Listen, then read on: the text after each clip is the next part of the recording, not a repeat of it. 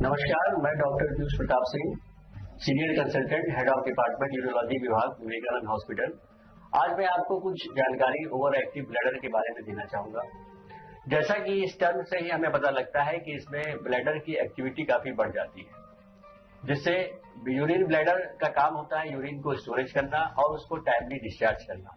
जब किसी कारणवश ब्लैडर की एक्टिविटी अनरेगुलेटेड होने लगे, जिससे मरीज को बार बार यूरिन के लिए जाना पड़े, तो ऐसे लोगों में ये बीमारी पाई जाती है। ये दो प्रकार का होता है, प्राइमरी और सेकेंडरी। प्राइमरी जब बिना किसी कारणवश ब्लैडर एक्टिविटी बढ़ जाती है तो हम उसको प्राइमरी कहते हैं। जब कोई कारण मौजूद होता है तो वो सेकेंडरी के संदर्भ में आता है। सेकेंडरी ओवर एक्टिव ब्लैडर के कारण बहुत सारे हो सकते हैं, जैसे इन्फेक्शन की वजह से हो सकता है, या प्रोस्टेट की वजह से हो सकता है, या कोई जो है ट्यूमर वगैरह हो उसकी वजह से हो सकता है, स्ट्रक्चर। तो ऐसे कई कारण होते हैं जिनकी वजह से हो सकता है। जो कारण को हम ठीक करेंगे तो सेकेंडरी ओवर एक्टिव ब्लैडर का ट्रीटमेंट हो जाएगा। प्राइमरी ओवर एक्टिव ब्लैडर जो है ये ज्यादातर एल्डरली फीमेल्स या मिडिल एज फीमेल्स और एल्डरली मेल्स में पाया जाता है। इसके जो प्रमुख लक्षण होते हैं वो यूरिन की फ्रीक्वेंसी जो है वो काफी बढ़ जाती है। इसके साथ साथ में पेशेंट्स को अर्जेंसी भी होती है, जैसे ही उनको यूरिन आता है तो उनको तुरंत ही वॉशरूम जाना पड़ता है।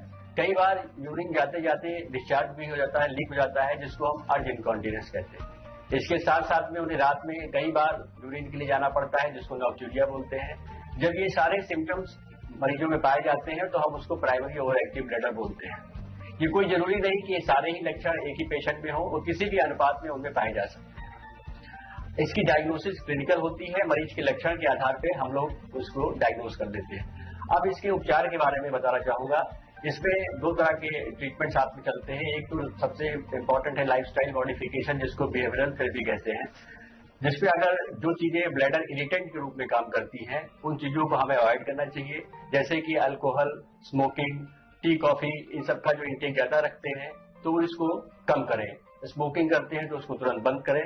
इसके साथ साथ में जो पानी का वाटर इंटेक है वो भी रेगुलर एडुकेट रहे, न बहुत ज्यादा पिए न बहुत कम पिए। जो लोग ओवरवेट हैं, ओबेसिटी से ग्रसित हैं, वो अपने वजन को नियंत्रण में रखें। इसके साथ साथ योगा, प्राणायाम, मेडिटेशन, इसको भी आप डेली रूटीन में शामिल करें।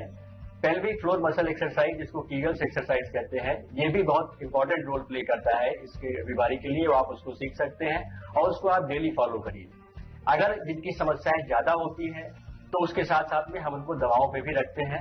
इसकी दवाएं बहुत ही इफेक्टिव हैं, लेकिन इस दवाओं का जब हम इसको शुरू करते हैं तो पेशेंट को बताते हैं कि आपको 4 से 6 हफ्ते में इसका असर आएगा और आपको 3 से 6 महीने लेना पड़ेगा। धन्यवाद।